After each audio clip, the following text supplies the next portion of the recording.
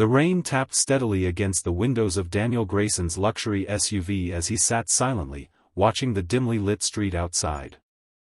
It had been over 20 years since he last drove through this neighborhood, once home, now a ghost of his past. Now, Daniel was a household name, a millionaire CEO with empires under his belt. Yet something always felt hollow, a kind of emptiness success couldn't silence. He had returned tonight for reasons he couldn't quite explain. Maybe guilt. Maybe nostalgia. Or maybe a need to feel something real again. As he stepped out into the drizzle, the cold hit him, but not as hard as the sound that followed, a child's laughter. Light, innocent, and echoing through the rain. Two little children, no more than 6, ran joyfully toward a small, weathered diner. Behind them trailed a man holding a broken umbrella, soaked from head to toe, but wearing a tired, genuine smile. Daniel stopped mid-step, the world around him suddenly muffled. The man looked familiar. Too familiar. His heart raced as old memories surged back, schoolyard laughs, whispered dreams, promises made under the stars. It was Alex. His best friend. The boy who had once shared his lunch when Daniel had none. The boy he'd left behind in search of a brighter future. And now, Alex stood just a few feet away, still carrying light even in the rain. Daniel didn't speak. He just watched, frozen, as the three disappeared inside the diner. Something cracked deep inside him, not regret, not shame, but something more profound. A longing to reconnect, to make right what time had unraveled. He had spent years chasing everything, only to realize the most valuable things were the ones he once walked away from. The bell above the diner door jingled softly as Daniel stepped inside, bringing with him a faint chill from the rain. The place smelled of warm coffee and toasted bread, a stark contrast to the sterile boardrooms and luxury offices he was used to. He scanned the room, his eyes moving over the worn booths and chipped counter, until they landed on a table near the window. Time stopped. There he was, Alex Carter.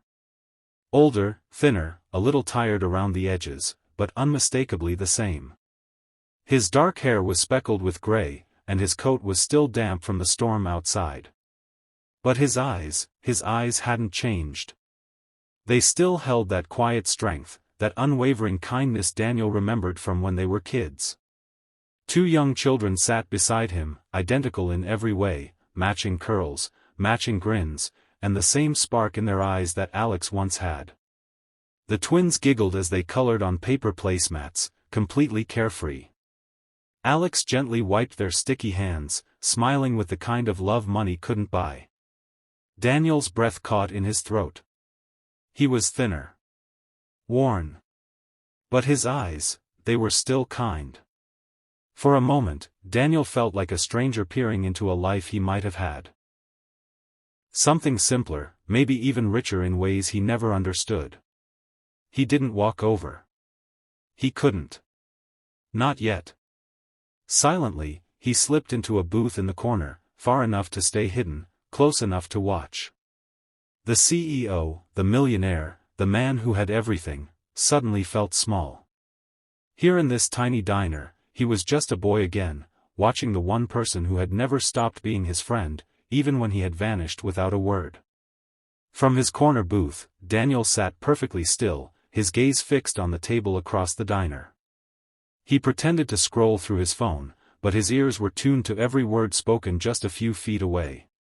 Alex was gently cutting the twin sandwiches in half, his hands moving with practiced care. The kids were giggling, asking for ketchup and debating which crayon color was best for drawing clouds.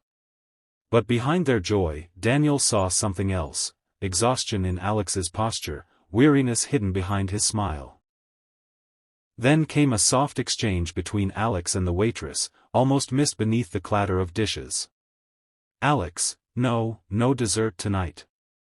We're saving for new shoes. Maybe next week, if the overtime comes through."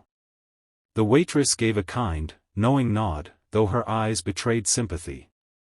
The twins' faces fell for a moment, disappointment flashing in their little eyes. But they didn't whine. They just looked at their dad and nodded with quiet understanding. Daniel felt something twist in his chest. He remembered the schoolyard years ago, when he'd forgotten his lunch and Alex had casually slid half of his sandwich across the table like it was nothing. Every single day for a week. No one else even noticed. Narration: that man had once given Daniel half his lunch every day at school. Now, he was giving everything to two little lives, alone. A lump rose in Daniel's throat. He blinked quickly, trying to keep the emotion at bay, but it was useless. A tear welled up and he swiped at it fast, hoping no one saw. For the first time in years, Daniel Grayson didn't feel like a CEO. He felt like a boy who owed a debt he never even realized he'd carried. The rain had stopped, leaving behind puddles that shimmered in the golden glow of the setting sun. The street outside the diner was quiet, bathed in a soft orange hue. Daniel stood just beyond the door, watching from the shadows as Alex opened the back door of an old, rusted sedan and helped the twins climb in. One of them was still clutching a crayon drawing. The moment stretched, heavy with unsaid words and lost time. Daniel took a breath, heart pounding like it hadn't in years, and stepped forward. "Daniel, Alex?" Alex turned, startled. His eyes widened as he took in the face of the man he hadn't seen since their teenage years. "Alex, Dan. Is that really you?" For a second, neither of them spoke. The air was thick with memories. Bike rides through the alley, whispered secrets in the dark, the promises of kids who never thought they'd grow apart. Daniel swallowed hard, his voice trembling. "Daniel, I'm sorry I left. I never reached back. I thought money would fill the gaps." Alex studied him for a moment, those expensive shoes, the tailored coat, the look of a man who had gone far but maybe too fast. Then he smiled, soft and steady. "Alex, you were chasing dreams. I had mine right here." Daniel looked down, ashamed and moved all at once. The sound of the twins laughing in the car broke the silence between them. They were drawing something on the fogged-up window with their fingers. For the first time in a long while, Daniel felt grounded, not by wealth, not by power, but by something he'd forgotten how much he needed. Connection. Forgiveness. Home. The air was still, the storm passed, and the street bathed in the gentle hues of dusk. The twins giggled inside the car, unaware of the weight of the moment unfolding just a few steps away. Daniel stood quietly, then dropped to one knee in front of them, his eyes wet, but his heart finally clear. "Daniel, your dad is the richest man I've ever known. But I want to help, if you'll let me." The children looked to their father, unsure. Alex's expression shifted, years of pride, struggle, and quiet sacrifice flickered in his eyes. He said nothing at first. Daniel reached into his coat and pulled out a simple envelope. Inside was more than money. It was a promise rewritten, a trust fund for the twins, full educational support, and a handwritten letter from Daniel. Not a formality, but something real. Something heartfelt. Narration: it wasn't guilt. It was love rediscovered. A friendship reborn not in words, but in action. Alex took the envelope slowly, his hands trembling slightly. He looked at Daniel, not as a CEO, not as the boy who left, but as someone who came back when it mattered. Daniel opened his arms, and the twins didn't hesitate. They rushed in, wrapping their small arms around him. "Uncle Dan," they shouted in unison, their joy unfiltered and free. Daniel laughed through the tears. It was the first time in years he'd felt truly human. Alex stepped forward, placing a firm, warm hand on Daniel's shoulder. "Alex, welcome home." And in that moment, on a quiet curb outside a forgotten diner, Daniel Grayson didn't feel lost anymore. He didn't need headlines, stocks, or board meetings. He had found something greater: forgiveness, friendship, and a second chance. In a world that often measures worth by wealth and success, Daniel Grayson's journey reminds us of a deeper truth: the most valuable things in life can't be bought, they're built through love, loyalty, and human connection. After years of chasing status and forgetting the faces that once gave him strength, Daniel is brought back to the roots he tried to outrun. But instead of judgment, he finds grace.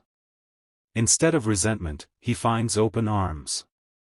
In Alex, he rediscovers not only a best friend but a quiet hero, a single father giving everything for his children without expecting anything in return. The chance encounter at a small diner becomes a turning point. Through a simple act of kindness, Daniel doesn't just change the future of two young lives, he heals a broken part of his own. He doesn't just give money, he gives presence, emotion, and love. And in doing so, he finally learns what real wealth looks like. This is a story of coming home, not to a place, but to people. To promises once made. To values once lost. And to a kind of peace that no amount of money can ever replace. Sometimes, all it takes is a quiet moment, a familiar face, and two laughing children to remind us of who we really are.